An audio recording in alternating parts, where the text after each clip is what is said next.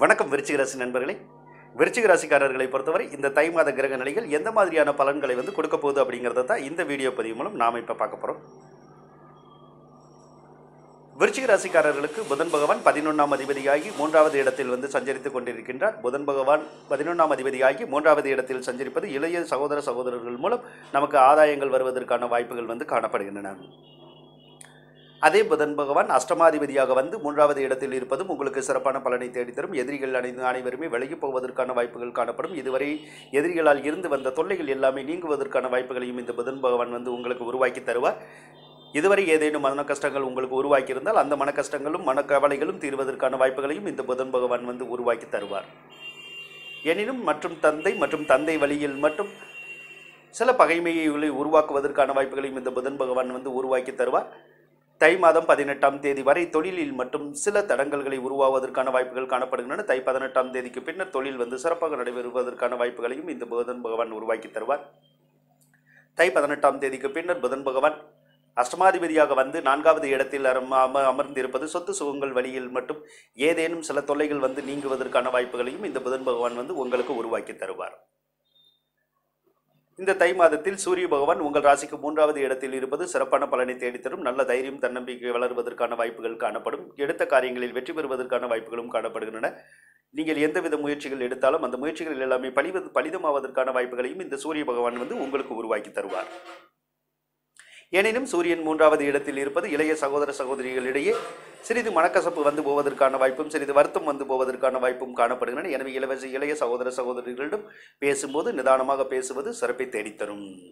இளைய சகோதர சகோதரிகளுக்கு காய்ச்சல், தலைவலி, இருமல், சளி போன்ற ஏதேனும் உடற் தொந்தரவுகள் நீங்குவதற்கான வாய்ப்புகளையும் இந்த சூரிய பகவான் உருவாக்கி தருவார். சுக்கிர பகவானை பொறுத்தவரை தை மாதம் 16ஆம் தேதி வரைக்கும் திருமணமாகாமல் இருப்பவருக்கு திருமண வாய்ப்புகளை தேடி தருவதற்கான வாய்ப்புகளை சுக்கிர பகவான் உருவாக்கி தருவார். தை 16 வரையும் திருமண யோகம் சிறப்பாகவே காணப்படுகின்றது விருச்சிக ராசிக்காரர்களுக்கு.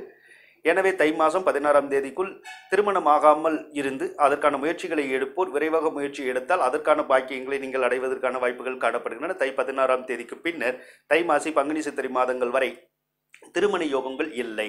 எனவே தை 16 வரைக்கும் மட்டுமே திருமண யோகம் இருக்கு. அதற்குள் திருமணம் சொந்தமான காரியங்களை தாங்கள் முடித்துக் கொள்வது சிறப்பை தேடித்தரும். தை மாதம் 16ஆம் தேதிக்கு பின்னர் 7ஆம் அதிபதி 2இல் காணப்படுவது கணவன் மனைவியரிடையே ஒற்றுமையை அதிகரிப்பதற்கான வாய்ப்புகள் காணப்படும். கணவன் மனைவியின் மூலம் ஏதேனும் ஆதாயங்கள் கிடைப்பதற்கான வாய்ப்பும் வருமானம் சிறப்பாக இருப்பதற்கான வாய்ப்புகளும் உங்களுக்கு உருவாக்கி தரும். இதே சுக்கிர பகவான் 12ஆம் அதிபதியாகி குரு பகவானுடன் சேர்ந்திருப்பது சிலருக்கு நகைகள் எடுப்பதற்கான வாய்ப்புகளை கொடுக்கும். சிலருக்கு நகைகளை அடமான வைப்பதற்கான வாய்ப்புகளை உருவாக்கி விடுவார். சிலருக்கு கோயில் குளங்கள் வழியிலும் சிலருக்கு குழந்தைகள் வழியிலும் ஏதேனும் செலவினங்கள் போவதற்கான வாய்ப்புகளையும் இந்த சுக்கிர பகவான் உங்களுக்கு உருவாக்கி தருவார்.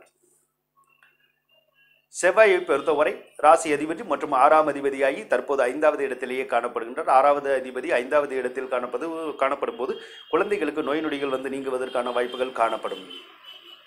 எனினும் செவ்வாய் பகவான் 6இல் இருக்கும்போது எதிரிகளை வெற்றி கொள்வதற்கான வாய்ப்புகளையும் செவ்வாய் பகவான் உருவாக்கி தருவார். நல்ல தைரியம் தன்னம்பிக்கையும் உருவாக்கி தருவார்.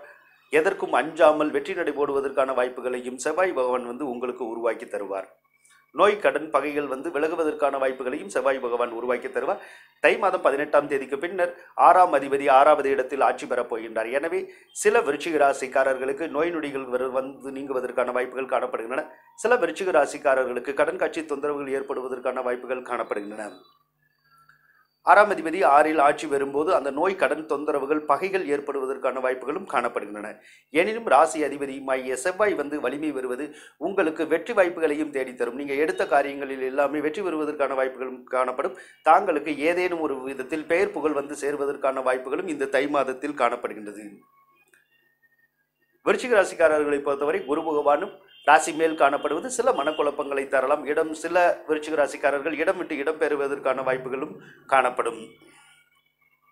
4ஆம் அதிபதியாகிய சனி பகவான் 2வது இடத்திலேயே இருப்பதால் வருமானம் சீராக இருப்பதற்கான வாய்ப்புகள் காணப்படுகின்றன. தாங்களுக்கு 7ரை சனி நடைபெற்ற போதிலும் இந்த தை மாதத்தில் பெரிய பாதிப்புகள் ஏற்படுவதற்கான வாய்ப்புகள் எதுவும் இல்லை.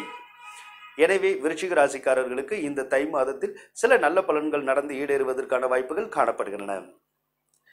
விருச்சிக ராசிக்காரர்களுக்கு இந்த வீடியோ பிடித்திருந்தால் ஷேர் பண்ணவும், லைக் பண்ணவும், சப்ஸ்கிரைப் செய்து கொள்ளவும், அருகில் உள்ள பெல் பட்டனை அழுத்தவும். அதன் மூலம் நாங்கள் வெளியிடும் ஜோதிடம் சம்பந்தமான ஒவ்வொரு வீடியோவும் உங்களை உடனுக்குடன்